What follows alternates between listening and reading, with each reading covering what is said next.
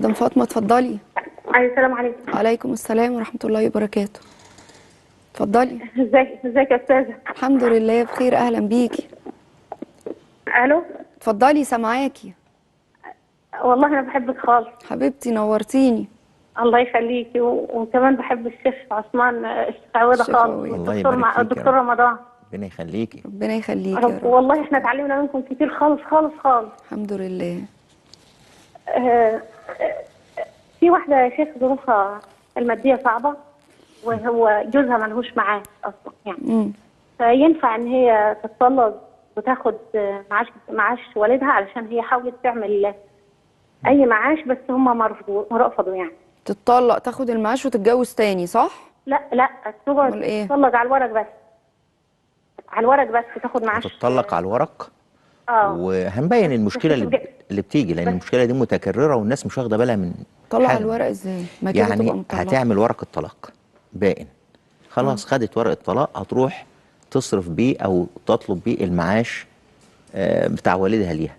وبعد كده المأذون بيقنعهم، او بعض للاسف المأذونين اللي مش فاهمين. اللي انا اعرفه انه في ناس بتعمل كده وتروح تتجوز عرفي. ما هو حاجه من الاثنين.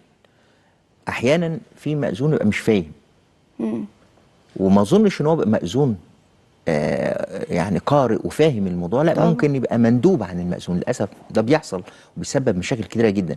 فروحوا لهم ده انتم اتطلقتم على الورق بس، الورقه ديت على جنب، وانتم ما زلتم ازواج فيعيشوا مع بعض.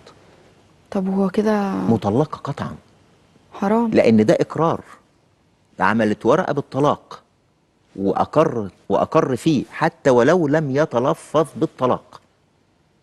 يبقى إذا مش شرط التلفظ، طالما أقر على الورقة الموثقة وقع الطلاق، وبعدين يخليها تعيش. طيب دي مشكلة. الأمر الثاني، لو واحد شوية عارف الدنيا يقول له أنت هتطلع على الورق، ولكن تروح تعمل عقد غير موثق اللي بنسميه العقد العرفي. طيب يوقع المرأة في مشكلة. طيب نيجي في كله بقى، يا ترى الموضوع ده جائز؟ لا مش جائز طبعا، ما في تضليل. والا بقى كل واحده بقى تروح تتطلق وتتجوز عرفي عشان تاخد المعاش، وده اكل اموال المال العام بالباطل. فاللي انت بتسالي فيه لا يجوز لا ليكي ولا لغيرك. الاصل ان المراه لها زوج يسعى الى الرزق طبعا، لان ربنا خلق الانسان وخلق له رزقه في الكون، يحتاج منه الى سعي فقط، وان شاء الله ربنا يوسع عليه. امين.